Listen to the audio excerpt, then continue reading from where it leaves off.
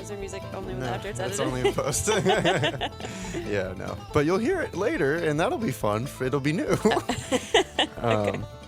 Ladies and gents, welcome back to Articulate with Steve McJones. Today, one Miss Delaney Ridgley Bolger. Bolger Ridgley. Bolger Ridgley, got it. And we are here at the Deer Studio. What'd you call it? The Christmas Deer Studio? Christmas Deer Studio.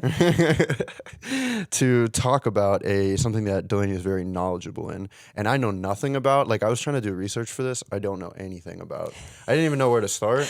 So I'm hoping. I think we'll be fine. No, those are my favorite people to talk to because Yeah. I all of a sudden look like an expert if I know a little bit That's perfect. next to somebody who doesn't know anything. Oh yeah, no, it's great. That's what we're here for. So yeah, we're here to talk about water, and I just remember. So like, where does this journey begin for you? Does it start at, like when you were a kid? There was a moment, where you're drinking water, and you're like, "Bleh," or something like that. No. When you said when you were a kid, I thought you knew the story before. Oh, there is a story. There is a story Okay, from no. when I was a kid. Yeah, Okay, yeah. So I should know it. I'm her. you know the little patch of woods that we used to play in? Probably, you might have been too young because of the age gap. The one behind the Battaglia's house? No, behind like mom and dad, like the Spittlers. Oh, behind there, yeah, because we got kicked out of that place where we had like the little rock Yes. table. Man, that was like my A sanctuary. little living room out there with the beads hanging all over the place. Yeah, but the girls' club. The girls' club. Apparently, you had the password. Yeah, apparently. Or we just snuck in there when you weren't there. No, yeah, that was my like little sanctuary. That was the girls. That was the Delaney Club. Right. And that slowly got developed, as most patches of woods do, and I became a little environmentalist and conservationist from a very early age. Yeah, what sparked that, do you think, in you? You just kind of saw what was going on with, like, global warming, or? Oh, no. I mean, it was that I loved being in nature, and that was being taken away. Like, even on like the microcosmic example of our backyard. yeah, where they that were, was my like, cleaning life. stuff I mean, that out. was really, truly, like, where I spent True. all day. It was just like it really meant a lot to me. that little place, I spent a lot of time there. Yeah. I mean, it looked, like I said, it was like a living room. We would go hang out, and there was a table, and like we had to have food out there. There was decorations up on the wall. I took pretend naps out there. I sang to Pretend my naps. heart. Like, in my mind, it was like hundreds of acres, and I just like sang like it was hundreds of acres, and it was really formative for me. Was. Yeah, I mean, so after you kind of grew out of that, we still went back there and made like it was weird because you could climb up. I remember climbing trees. Like, But it wasn't as good. No, I know, but Yeah. but you could like climb a tree, and when it was full, like when the leaves were full out there, it would like you would have a room up in the trees. I know they were great climbing trees. It was really wonderful, and just so the listeners know, like the people who actually own the property, which is funny because I was trespassing this entire time. Actually, I think it was city owned. I don't know that entire woods has. I don't know. I don't actually know, but slowly they started clearing the woods piece by piece, and then little 13-year-old Delaney started building stick walls, literally walls that I thought would keep these like evil doers out. Like they're bold, like literally they're bolder. Like my sticks. They're trying to clean up their backyard, and you're like, no. Oh, it would have killed me. But Yeah. 13-year-old me Right. cared a lot about staking my claim and protecting this little piece of nature. Right. And that was taken from me and taken from all of the other children in the neighborhood, taken from me, taken from everybody. And I think that happens I know that it happens all the time. Yeah, for sure. So, anyway, I went to lots of school to learn about environmentalism, all sorts of, I got a degree in environmental geography, went to graduate school for environmental policy and natural resource management. One thing I thought that I wanted to do with my life was work for the Nature Conservancy, where they like a land trust. Basically what they do is buy land to conserve it.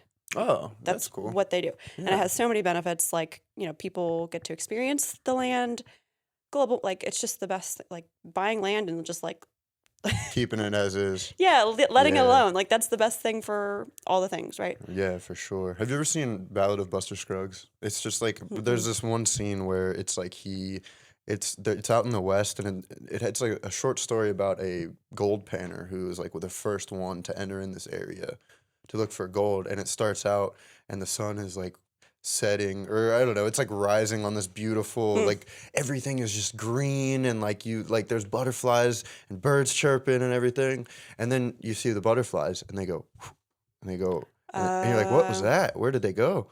And then you start hearing singing, and it's like the gold panner singing on his way, and he stumbles across this untouched land, mm. and you could just tell it was. And then it divulges into him like another guy. He finds a bunch of gold, and then another guy comes and shoots him there, and so it's just like the disruption of this like beautiful untouched place into just chaos, basically. I just watched Pocahontas last night, and you Yeah. were describing exactly. It's just a retold story. Yeah. Yeah, I mean, Right. true. It happened. Yeah. So you wanted to work for this company or the companies like that Yeah, that yeah. happened. So I did. I wanted to do that, and I actually feel like my dreams came true, and I got an internship for free working for the Nature Conservancy. It was like literally, I was like stoked, broke, and working for free for friggin' nonprofit. But I realized it wasn't for me. Like my brain didn't work the way that I really like my brain to work, and so I think that was a good experience for me. Like it to wasn't realize. just like engaging enough, I or love numbers. I really Okay. do. I love finance. I love economics. I got my master's degree. Um, I I got a second concentration in economic development. Like I just love numbers and money. Like my brain who is doesn't? Yeah. well, yeah, my brain is Numbers, just money. better equipped for that. Mhm. So, um, after I graduated from graduate school, I found a company that works in the water realm. They do a lot of cool environmentally like related things, but they are consultants. I was hired as a financial consultant in the water realm. So it kind of Okay. got to use the finance part of my brain Towards a towards nature focused. something that touches nature. Yeah, Yeah. it's not quite saving Right. But squirrels. that's when you were out like testing water and stuff, right? Or was that No, earlier? there's another internship. Different internship. Oh, Okay. but I did have a lot of like relevant water experience. So Yeah. I won't say I was particularly like passionate about water Yeah, at that beforehand, point. Right. but it was cool. Like I started working there. I kind of saw some, we can talk about that in a bit, but I became passionate about it because so what I did and what I do is help municipalities, government entities, put a price on water, Hmm. and like that's huge, right? That's like the kind of the two different big worlds that you are trying to combine. In my opinion, there's like the money world, right? And then Hmm. there's like nature. Yeah. And so like in a business setting, you're almost the bridge. Yeah. Well, that's the cool thing. That's why. Do you know? I finished undergrad and I was like, "Yay, I know a lot about it in the environment, but like, what? Where's the policy? Like, how? Like, let's make some actual change. Like, what? What do we need to do here? Like, I'm just not a sciencey person. I'm a policy person. I'm a finance person. Let's price water. Let's price our natural resources so that we can fix these problems. Mhm. So when you have And problems being like, I don't know. Like, all sorts of things. So Okay. environmental pollution would be considered in economics a negative externality. I don't know if you've taken an econ course, but that's basically a negative consequence that is not captured in dollars and cents. Hmm. So Okay. like when you purchase gasoline, you're purchasing all of the, your dollars and cents for whatever it is per gallon. That pays for all the resources it takes to get that gasoline there. But what it doesn't pay for is the negative externality that is pollution that comes from you driving around. Right. So when you internalize that, that's when you kind of create that economic, you maximize economic wealth when you Mhm. internalize all those bad things that happen. Oh. Meaning you would just price, like in this example, you could just create a tax, like environmental tax that would Yeah, that makes sense. capture those negative Yeah, negative so consequences. fully like like you said, it's just there's like pricing based off stuff that happens before the product is shipped and used, or at least put into a car, and then the stuff that happens from the outcome of that usage. Yeah. That makes It sense. just captures all the bad stuff. Right. So, if it's priced higher, people buy less of it. It's supply Yeah. demand, right? Right. Are you for that? Well, I guess. I mean, so then in that case, is that taxes that you're talking about, like environmental taxes, would you prefer to like incorporate that into that price with the full gas and have everybody pay for that, or you know what I mean? Like, That's a good question. I don't know that I've thought enough about gasoline taxes to fair. answer that. Sure. Well, I mean, I mean, that's how we're. conceptually, I am for internalizing those externalities. Well, so let's relate this to water. So, like within water, like what you kind of had started talking about when we mentioned it initially was, even just like transportation of bottled water. You know what I mean? And like bottled water versus tapped water and everything. Oh, yeah. And so, yeah, it seems like obviously like tap water is just a lot more straightforward and way cheaper. But you were like getting excited about how much cheaper it is. It is so much cheaper. I get all fired up about this. So, if you think about like a 20-ounce bottle of water, 20 ounces, that's a decent size. Sure. You pay $1 for that, which is probably on the low end. Like it's $1 versus I could buy that amount of water for like literally a penny. One of my clients, I was looking at this beforehand because I wanted the exact statistic. They produce water, meaning they have a groundwater resource. They pull it out from the ground, clean it to drinking water standards, send it through tons of infrastructure. You got the pumps, you got the storage, like tons of infrastructure to get it to the household so that you can instantly access as much as you want, or as much as that can flow through your 5/8-inch pipe. Right. I think it was $44 per month for an average user for 3,000 gallons. Wow. So 3,000 gallons gets sent to, cleaned and sent to your house, and they take it away and clean it. Like for 44, and that same that's crazy. $44 a month. And now they're on the low end. If you want to round up, so this is a water sewer. If you want to round up, probably most people, this is a Tennessee client in that area, probably $60 to $65. But okay, we're talking like somewhere around the $50 range for both water and sewer service instantaneously for 3,000 gallons a month. That amount of water, if you were to purchase it bottled from the store, would have cost like $20,000.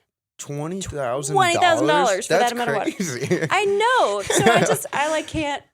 That's so I got yelled at one time. We were like on our way to the beach and we like had left the house, but we didn't leave the block yet. And I'm like, oh, I forgot my water. Let's go back for it. He's like, oh, dude.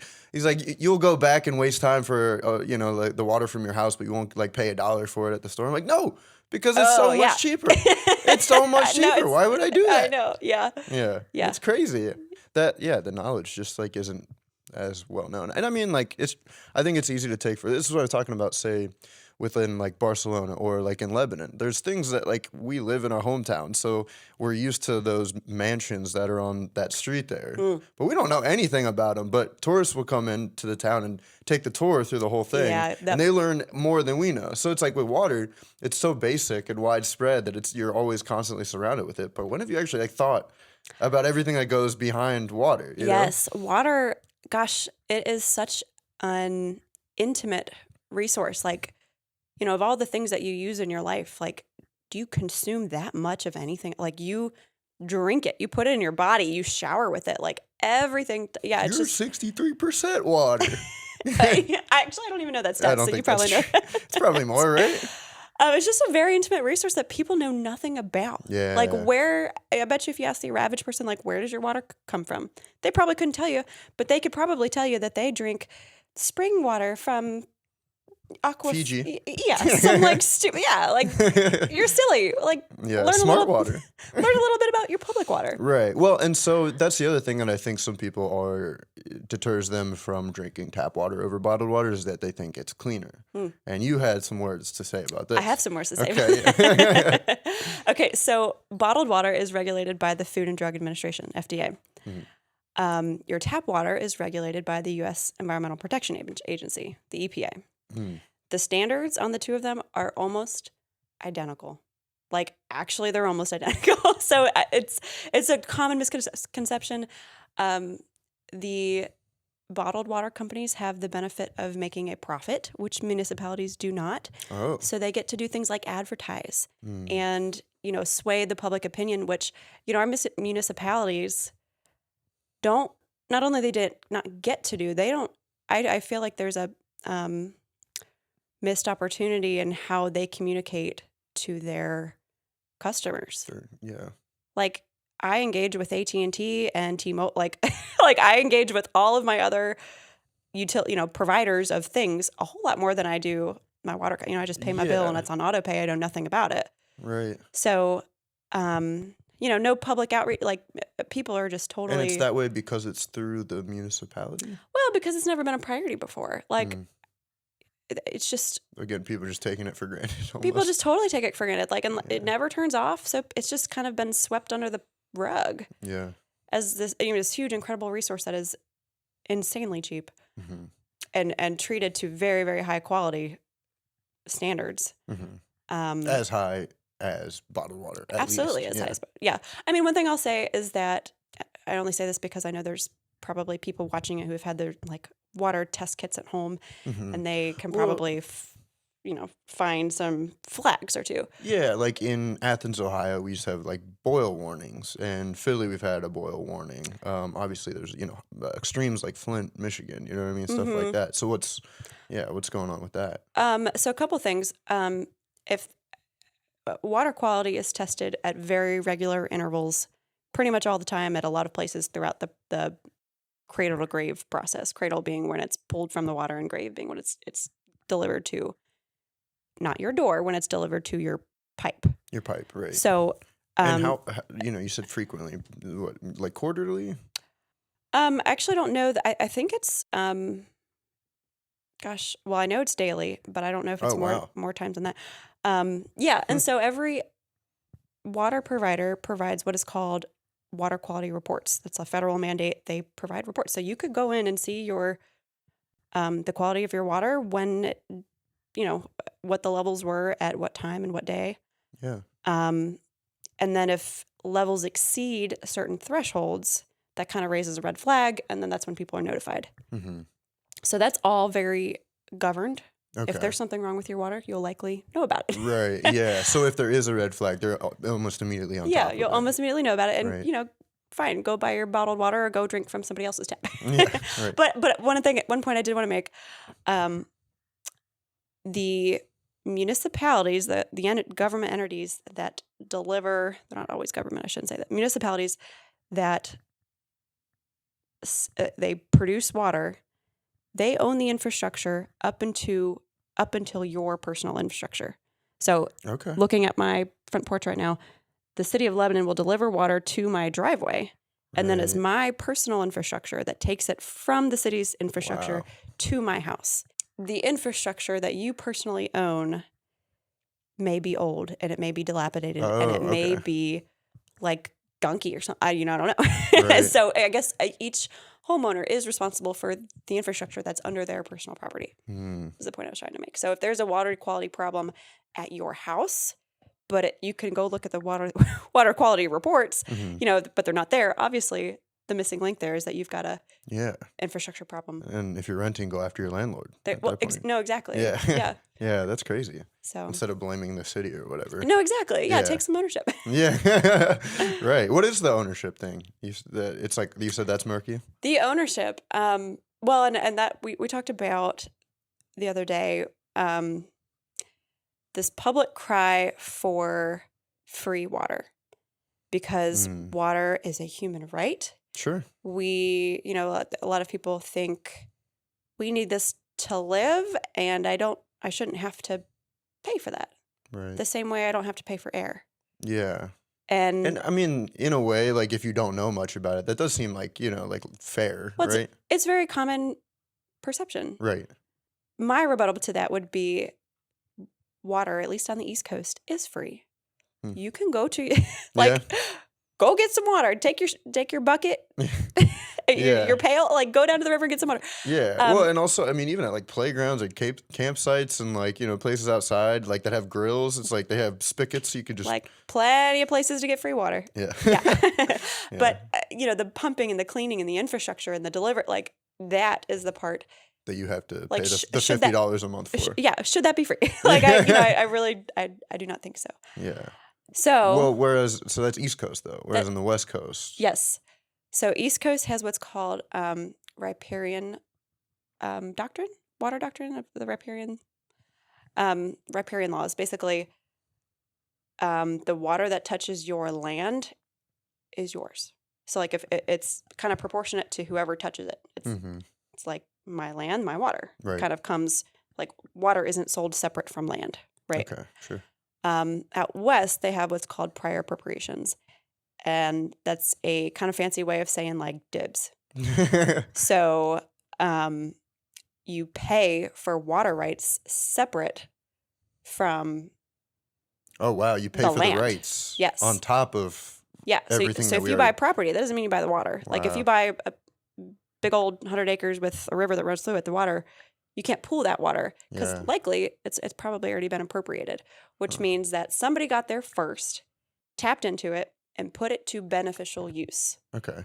So then they have dibs. Which would be like, agriculture, right? Yeah, I'd have to brush up. Yes, agriculture is a beneficial. I have to brush up on what is not considered beneficial, but it's a very large kind of blanket term for like they're already they're using the water. Yeah. So that's interesting though. You have to pay for the rights. So is that like you said, is that an extra payment on top of that, like $50 a month or whatever for? Oh to get the no, water that's into your not from house? your water provider. That is like, Is it like state tax or something? no, it's not like individuals wouldn't pay for that. That would be, Oh, like companies, restaurants. like probably the water provider. Like I couldn't even tell you one. Like Tucson Water would pay for 100 MGD or 150, like whatever their water Allocated. requirement. Oh, Yeah, they would buy the right to that, Okay. to withdraw it to then pump it to your house. And then you get penalized if you go over that amount?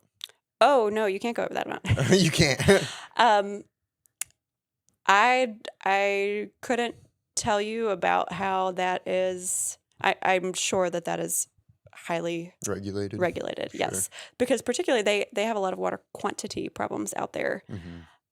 So if there's a river that only produces 100 million gallons per day, and likely there's a lot of over allocation of that, meaning there's probably 150 million gallons per day already allocated from that single river. Okay. So in situations like that, let's say there's 100 million gallons per day and there's 3 water users or 3 people who've purchased rights. Let's say they each have 50 each. Yeah. If there's a drought, or it's, I guess, the amount that you get is dependent on the amount that flows. Right. So sometimes people who have purchased water rights Don't even get it, but they buy their place in line. Do you know what I mean? Like, okay. they have to know, like, when I buy these water rights, like, I'm 5th in line.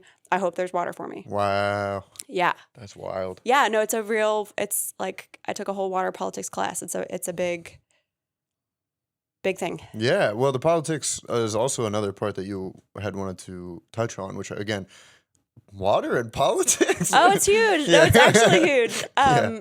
Yeah, big old wars, as particularly out west when you have quantity and like, gosh, Mexico just gets whatever, crumbs we leave for them and all that stuff. So, wow, really? yeah, I mean, just think about it. The water flows from north to south. So,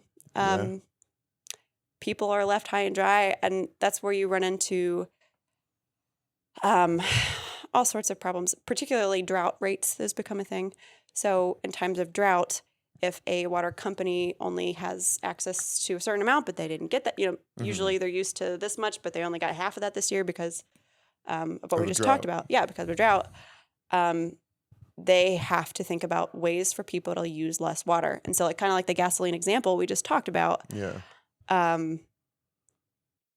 One way to do that is to price. Start jacking up the prices. Right. But what you're doing is internalizing that externality. The externality being that like we're running. Yeah. Like. So it's like the stuff that they weren't already accounting for in the cost of the water. Right. There's like, now it's time. Well, right. They were pricing it before for like the actual real dollars and cents that it costs to get them to deliver it to you. Right. Right. Right. But now all of a sudden quantity is a problem. We have to internalize that. So the only way to get you to drink less water is to price internalize the externalities. There you go. There you go. I took an econ class one I time. know, you got it. Yeah, no, but that's crazy. Yeah, so drought rates, that's a thing. And how often do we have droughts? Because, like, I know that the West has droughts all the time, obviously. This side of the mountain's pretty little. Okay. We have all sorts of problems over here on the East Coast, Yeah. but water quantity is not one of them, luckily. So, Fortunately. yeah, I really don't work. My clients, North Carolina, South Carolina, Ohio, Tennessee, Kentucky, like I don't think I've run into a drought rate before. Nice. So, Nice. yeah. So then what other political issues do you deal with in this side of the country then? Oh gosh, political issues. So many. Well, there's always the battle with public perception. Am I allowed to move? You can maybe put it up there. Yeah. My actual water. Water? Wallet. Watermelon? Walrus? Yep. Yeah. What we're talking? Oh, political problems. Oh my gosh, so many. One is obviously dealing with the public. Lots of public perceptions out there about how things aren't priced right, and that's a whole other topic we could get into is affordability and how to deal with that in certain low-income pockets of America. Mm-hmm. So there's, the public, and I mentioned, missed opportunity for municipalities with communication and talking about the value of water and really selling like how big of a deal this is and like, compared to other things that you actually need in life, it's very affordable. But then you have people who are elected that ultimately have to approve. Oh, right. Everything. Yeah, this is the part that I didn't like because I don't think politicians really know that much in general. I don't know. That's a stigma that I have, obviously. Not all politicians. It's a generalization that I'm making, but. Right. So, yes, let me describe the framework and then we can pick it apart. Sure. Most water providers are government entities, meaning that they are governed by a city council whom are voted the general as people populace. get voted? Yes, Sure. as people get voted. Board of commissioners, and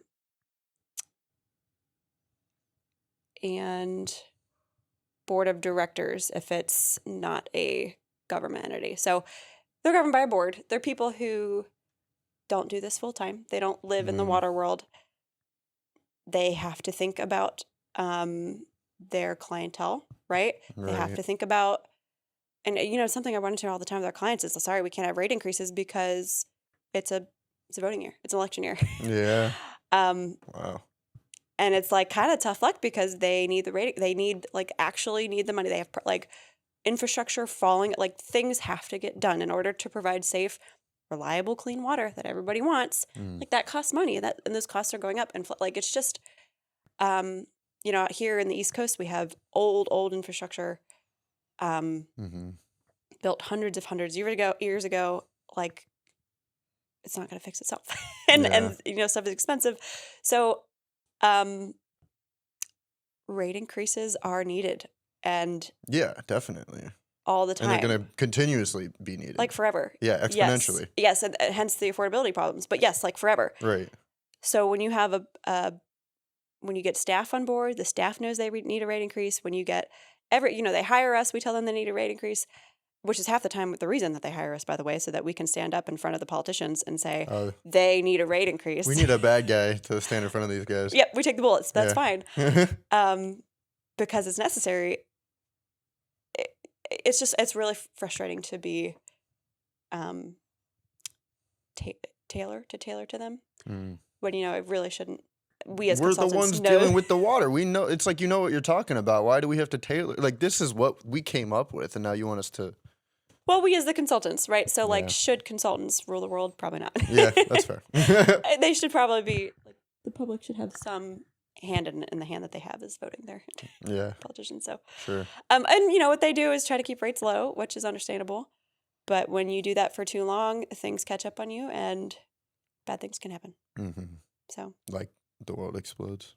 No, like infrastructure falls apart, and you have massive water leaks, or you have old, crappy. You just have failures. There's probably a whole history to that too, isn't there? Yeah, there's like how there's like certain dates of like the stock market crashes, there's probably like certain dates that are like big within the water industry of like infrastructure crashes. Well, there's been a few famous infrastructure crashes. Yeah. Yeah. Flint, Michigan. Everybody knows Flint. Right. This Um, biggest, most recent one probably. yeah, yeah. Boards. Boards. We elect them. And they don't know anything about water. They don't know anything about water. And so that's like obviously like the first and most important thing of, trying to make these regulations. So what is like kind of the biggest issue that you run into with like, like you said, you have to tailor these things. So like what is one of the bigger things that they're asking you to do? Well, I guess it's probably, not raising. yeah, nobody wants to The raise rates. rates, and that's understandable. There's poor people in the world. Yeah, I did want to get into the affordability and I want to Right, touch and on those that. people tend to be loud, right? Like, you say a 10% rate increase, which is very high. The average rate increase is probably somewhere around 4 to 5% nationwide. 4 to 5. 4 to 5% per year, right? So, if you go several years with repressed rate increases or no rate increases at all, particularly like, when you had COVID happen, a lot of municipalities delayed, or, maybe they didn't do water shut, lots Wow. of, affordability was kind of at its peak. Tough, right? Yeah, it was a big issue during COVID. So now the water utilities are trying to get their feet back under them, Yeah. try to recoup some of that money, try to get back on plan, like just kind of try to get back into. Without hitting people with 10% increases. Right. Well, But they didn't do a but they didn't move 5% work, so last they year. should Yeah. have 10% rate Yeah. increases. So now we're having to deal with that, right? Right. So With lower income pockets. yeah, so there are people in the U.S. that don't make any money, right? Sure. Their income is zero. So when we want to charge them anything, whether it's $50 a month, whether it's $100, whether it's $150, whether it's $5 a month, like somebody can't afford it, right? Mhm. So each city, each service area will have a spectrum of incomes, right? Like some areas are wealthy, Yeah, some are not. that makes sense. So where's the line? And politicians, of course, want support from the voters. Right. The people who can afford water, and there are people that are really struggling. I'm not trying to minimize that at all. There are people that struggle to pay bills. Those people tend to be loud. Water, I mentioned before, is commonly seen as a right. Mm-hmm. We need it to live. Right, yeah.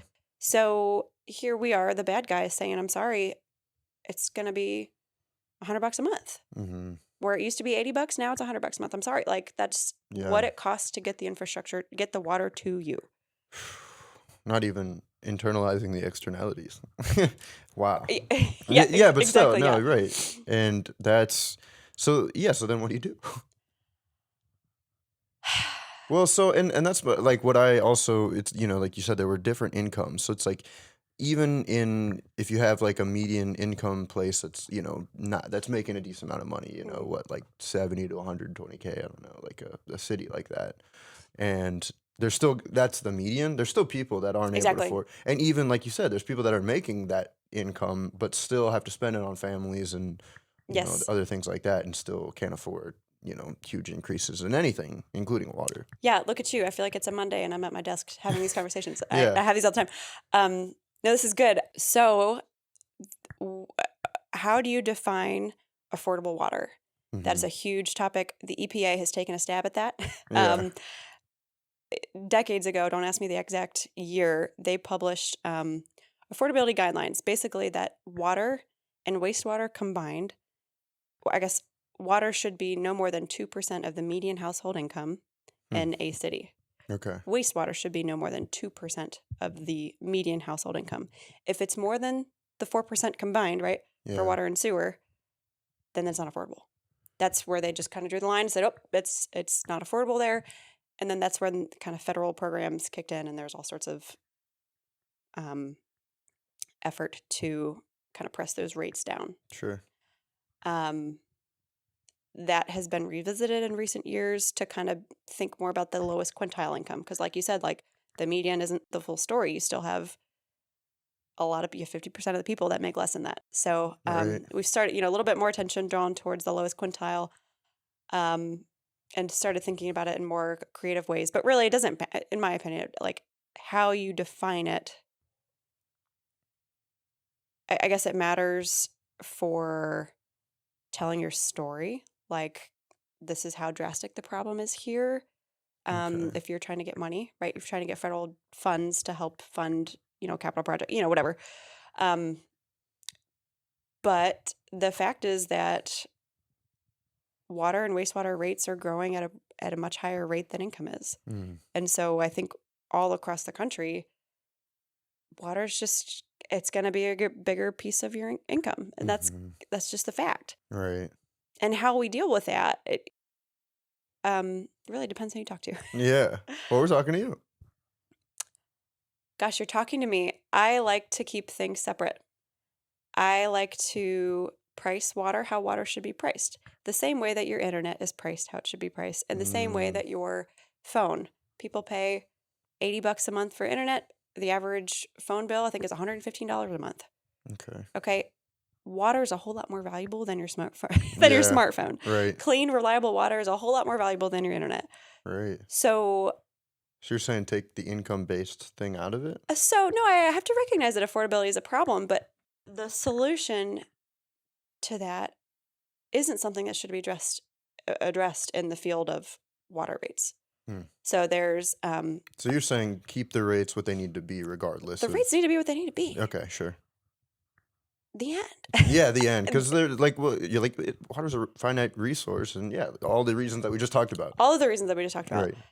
People, another common way to pay for like is to build all those costs, kind of just bake it into your property tax bill, like bake it in the general fund so that it's just assessed as property. So I guess everybody's still paying for water. But it's through their taxes, so it's one of those things that they don't register as they're paying for water. They don't register it. They don't Sneak attack. see it. It's a little sneaky, but they don't. Again, it's why are we trying to hide water? Why is water so invisible to the human? Especially when the bill is the only way that I interact with my water provider, and you take the bill away from me, and it's just this thing that magically gets paid, with my mortgage. Do you know what I mean? It's just totally be more beneficial. Yeah. Yeah. Well, it's totally. And then, the other problem with it is that everybody pays for water according to how much, according to their value of property, right? So, if I have a $1 million mansion, but I'm only using a little bit of water, I'm going to pay a whole lot more for water than somebody who, it's not based on how much water you use. Right. Whereas if you have a traditional rate structure, I guess it's a whole lot more proportionate to how you use water. Okay. If you use 10,000 gallons a month in an ideal rate structure, you're going to pay a whole lot more for me, or a whole lot more for water than I would if I use 3,000 gallons a month. Okay. So, and that's what you're saying. What would be an argument to that? When something is invisible, it's a whole lot less political. Right. So a utility could probably get the money they need a whole lot easier if nobody cares about it. Okay. And you're much less likely to care about it. Yeah, that sounds like I'm on your side because you want people to care about. I do want people to care. Yeah, I want people to care too. Yeah, and so that's a common way to charge for water is going through the property taxes. A new kind of up and coming way of thinking is having income-based water rates. That's what we talked about the other night. Basically, if you make below a certain threshold, you get discounted water. Does that seem fair? I think that sounds fair. Well, a couple things. There's several programs out there. That's very common. Like I said, you can apply to be a part of this program. You submit some income-based documentation and you become enrolled in this program usually for 12 months at a time, and that you get some sort of benefit. And where the pool of money comes from that funds those programs can come from so many sources. Charities, government. Yeah, you can round up programs. I elect to round up by the penny or round up by the dollar so that all that extra money goes into a pool that other people, but there is some element of election, right, into that. Sure. What's the new up and coming thought process is that we are going to scale the price of water like actually, like not through a program, not through some sort of elective discount. It is fully just an income-based rate. Meaning if I make more money than you, I'm going to pay more for water. Yeah. Or if I make less money than you, I'm going to pay less. And it seems like you don't like this approach as much. It's just messy. Yeah. I think it's really messy. I think income disparity is a problem, right? Like,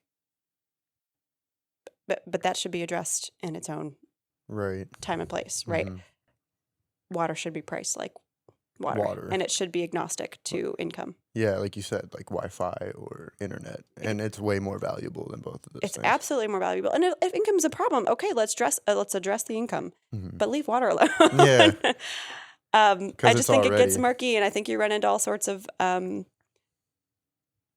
again, human right. Everything we do in my company revolves around the cost of service. Like, we try to make our rates fair. When we say we need a rate increase, it's because it costs us more money. Everything's based on cost. Right. How can I say that when I'm just actually, moving dollars around to benefit, people are subsidizing other people. You just get away from costs. And I think it's very messy. Yeah. Yeah, it's just hard. Do you see any opposing forces to that income-based water charging system that you said is coming? Well, everyone has their own opinion on how. Because you said that's up and coming, but sometimes up and coming things get shut down or don't. Well, it's been implemented. A It's few been fully places. implemented. Gosh, I don't know if I should mention the clients that we've done that with.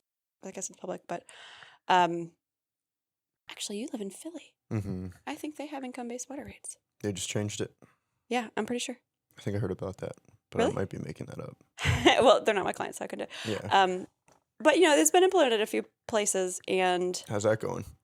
well, it's messy. Sure. Like I said, the actual implementation, documentation, and how do you actually get all the data and get it clean and actually calculate the rates that's going to give you the money that you need, and it's just a lot more administratively burdensome to do it. But I think the concept a lot of people like, and it's kind of catching on a lot of places. Like, we're talking about doing something similar with the city of Richmond, because it's a lot of income disparity there. So everyone's going to have their own opinion on how wealth should or shouldn't be distributed. So I guess, when you vote for your city council members and for your board of commissioners, kind of looking to see what their water policy is. See what their water policy. Yeah. Ask them what are you interested in terms of in terms of water and wastewater rates. Right. Okay. And so then at that point, it's just like a personal decision. Like, if you, like, you're saying that you believe that it shouldn't be fully income based. Honestly, it twists my stomach to think that there's going to be income-based water and that there is income. I really I feel like wealth distribution should be its own thing. Right. And leave water alone. Yeah. But I recognize I'm not the only one that thinks that way. So I'm going to vote. You should vote. Everybody should vote. Sure. Yeah. Yeah. Put the city council members and, talk to and that's the thing. Like, nobody's going to. That's the problem that Nobody's going to. Well, but how do you even know who gives you water? Mm-mm. Or where does your water come from? What's your water source? I don't think anybody can answer that. So getting people to care is hard. Right. So how do you recommend getting people to care? Podcasts. Yeah. Well, this will do it, right? Yeah, Everybody, that counts. Well, no, everybody will hear it after this. Sure. Everybody in the whole world. Right. Yeah. One thing I wish that there were resources dedicated to is that communication piece, having, public soirees, having input, public meeting, just involving the public more, getting more active on social media. Really the only time you think about your water source is when something's wrong. And that shouldn't be the case. Yeah. I mean, I've seen billboards for every issue, that could possibly, nicotine, gambling, STDs, all that stuff, but never water. Yeah. Never water. Never water. Yeah. And if, like you said, the bottled companies are more privatized, so they have, and they are allowed profits, so they have more money to put towards like marketing and advertisement and their public perception of what water is like. So maybe it could even though you're not even really behind the idea of bottled water as much as you are like, the tap water that's much cheaper. Maybe it would even, people that have money for actually advertising could potentially put money towards making it a more relevant issue Do you for know what? people. They actually do that. Did they do? Well, I don't know. You know one company that does? No, I'm Oh, just okay. saying when people tell me that they like to buy bottled water because it comes from spring and they only drink spring water, okay, cool, you care. You Yeah. have thought about it for a few, I don't want to be patronizing. You Yeah. thought about it more than zero, Right. and you have an opinion about water. Cool. That is probably Better than half of. that's better than most people. Right. Yeah, so I don't know how to get people to care. I guess that's the best way is when people, those commercials about water purity and, sexy people taking sexy showers because their water's cleaner. Yeah. Cool. Care Yeah. about clean water. I care about it too. Yeah. You just don't need to pay that much for it. Right. Yeah, no, I think it should be a more public facing service. I think there's a lot of room for improvement in that area. Social media. Actually, the Louisville Water is one of our biggest clients, and they are really proactive about reaching out. They have a great relationship with their community. They deal with lots of income what's the word I'm looking for? Disparity, distribution, stuff there. So they're really good about engaging their public, and that's what it's all about, right? Is like, despite what my personal views are about how water should be charged, the public needs to be involved and aware of what decisions are being made and have some hand in shaping that. So yeah, and that is kind of like, it is way more politically intense than I had previously thought about. Like I said, you think of it as a service and a product and a thing that is provided to you, but there are so many different. There's so much, facets that go into it. Yeah, it's a big topic. Right. I know there's so much more that we could probably get into. Was there anything else specific that you wanted to dive into within? Yeah. So one question that you mentioned while we were talking about it the other day was, what would I do if I could improve things? How could I make the process more efficient? And a really fun kind of forward-looking concept is the idea of recycled water, which is a funny term. It's hilarious to me because, like, think about it. It's always recycled. It's always been recycled. Yeah. So we have water service, we have wastewater service, we have stormwater service. It's all one water, right? Like, water comes to our house, it goes to our house. Like, stormwater, like, it all comes and goes from the stream, right? Like, so upstream, we take the water, we use it, and then we put it back into the water downstream. Right. So this concept of recycled water, well, and it begs the question, right? Like, how long does the water need to be in the stream before people are not too grossed out to use it? Yeah. Right? Like, because if it came directly from the wastewater treatment plant and it was clean to a drinking water, like, people wouldn't want that coming back to them, right? Yeah. That's wastewater. Like, there was poop in that water. Right. So how long does it need to sit in the river? Like, how long? Yeah, what is the limit? Because, like you're saying, it's all recycled. Water. Yeah. Absolutely. So there's this public perception that just, gosh poop darn water it, is undrinkable, when in reality, it's poop water. It's just water with a little bit of poop. Yeah. So but there's been some breweries now. It's kind of popping up. You'll see. Actually, I don't know of any around here, but there are breweries now that make beer out of what they call recycled water because they don't want to call it poop water. But that's what they do. They take wastewater and it's cleaned really well to the drinking water standards. Bottled water, spring water. That's right. Yeah. And they make beer and people drink it. Wow. And it's good. Yeah. Yeah. So it adds a little bit of that poop fermentation. So if I'm waving my magic wand and can think about process improvements, why do we need a big old water treatment plant and a big old wastewater treatment plant? Couldn't we just have one? Yeah. So, like, just one big system We where just everybody wanna, uses. yeah, Yeah. I mean, like you said, it makes sense. It's all recycled water. How long does it need to stay? right. What's the number? Like, Right. how Who's making that limit? And you wouldn't even know. They you could lie wouldn't? to you. They could lie to you. They wouldn't even know. Well, they couldn't You fudge wouldn't the taste number. the poop. Just check the water quality report. Right. Just check the report. Yeah. It's clean water. Right. Yeah. That's a easy solution, I think. Yeah, well, it's easier said than done, but Yeah, it's sure. it's a fun idea. Mm-hmm. And then there's this idea of water quality, like drinking water is highly, highly, highly, highly regulated, and really, like, I would say 90% of the water that I use, that I purchase, actually probably 99%, is not I'm not consuming in my mouth, right? Like, Oh, I'm you're using it for washing your hands, using it for washing showering, toiletries, laundry. laundry, right? Yeah. Yes, flushing the toilets, exactly. So, one concept that they mentioned when I got my master's degree, I should have mentioned this. I got my second master's degree in water resource management out in Fresno State, California, which is a fantastic place to go to school for water because they have water issues Right. out the wazoo in California. Right. But that was the concept that came up over and over again was, really, do we need water treated to drinking water standards when really it's like 1% of how water is actually used? So, there's some... Oh, wow. So it's like almost having different sources of water for different... Well, exactly. Could we not treat it to these crazy standards except for like at your faucet, right? Yeah. Could you just like have a... Like one drinking water Could we make faucet.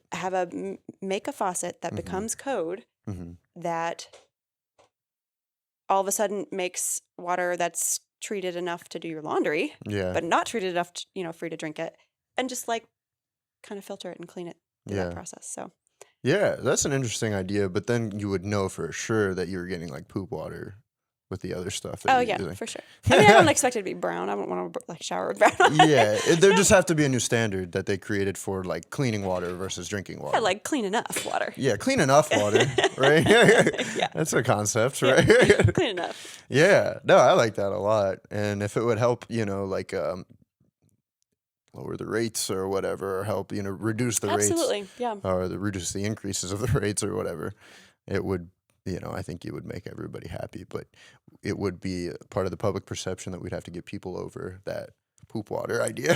The poop water. The poop water. I know. I don't know how Isn't you that- fix that. Yeah. Yeah. Other than just embrace it. Just embrace. I mean, people used to be dirty all the time, and we made it to now.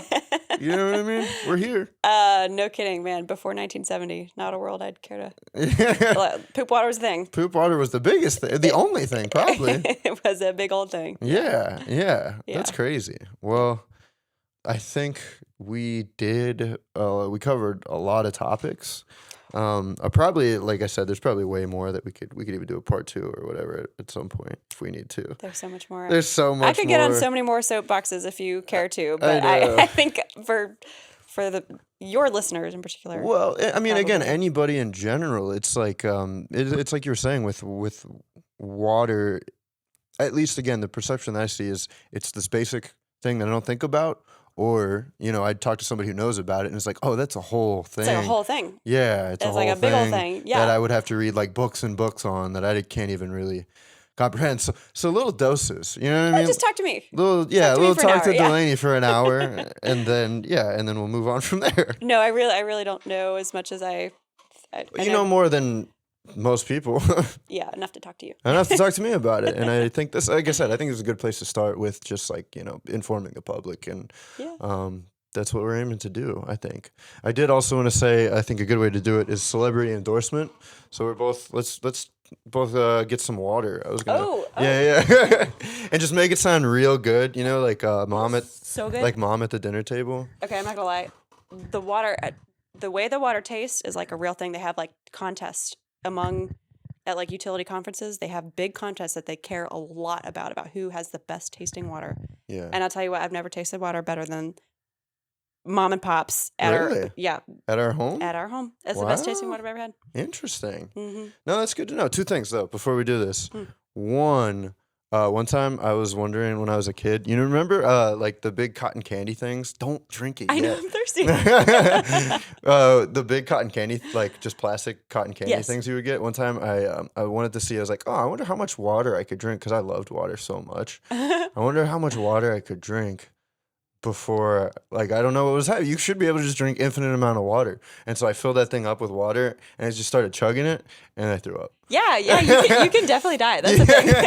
You can't just drink water forever, No, you can't. unfortunately. Yeah, you would die. Yeah, but then, so the other question is, when do you think water tastes the best?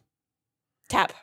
Tap water? Room But temperature. in like what, like after a workout or like on a cold day and you have like warm water? What's the best situation to drink Ooh. water? Oh my gosh, I'm so torn. Sometimes I get warm lemon water, and it is Oh, like hits the spot, like in warm a big lemon old water? coffee mug. Oh, it hits the spot. Yeah. But after a workout, that always helps too. Yeah, so wow, warm lemon water. Yeah. And that's underrated. I've never tried it. I'll have to totally check underrated. it out. And like, you just keep drinking it forever. Like, Yeah, you could you don't have just, to, like, well, you can't chug it because you throw up. But you yeah. wouldn't chug out a mug. Right, true. So it's either that or you said you were After a torn. workout. Yeah. After a workout, that's just good. chugging. Yeah. Okay, cool. Okay, All how right. about you? What's your best tasting water? Best tasting water? Well, when I was a kid, I used to think it was shower water, just standing in the shower, just drinking the water. You would. Yeah, one time I filled up, I thought it was the best one. I filled up like a bottle in the shower and I was like, I'm going to drink this afterwards. And then it got like cold and I'm like, it doesn't even taste as good. Not as good. Yeah, it's not That as fresh good. shower water. Yeah. But yeah, honestly, I think the best tasting water is like, I don't know, for me, it's like after you're hungover in the morning and you just like, especially if it's like, it's like cold, no ice, but like clear, like, Yeah. yeah, like real good water. Yeah. Yeah, it's the best. There's nothing better for sure. Uh-huh. And then it like makes your headache go away magically. Mm. It's not magic, it's science. It's biology. Water. Water. Good for the soul. Good for the soul. Now we're going to chug the whole thing? Yep. Okay. That's good water. So good. Water. You need it. Cheers. Cheers. All right. Thanks, Delaney. Cheers. Thanks.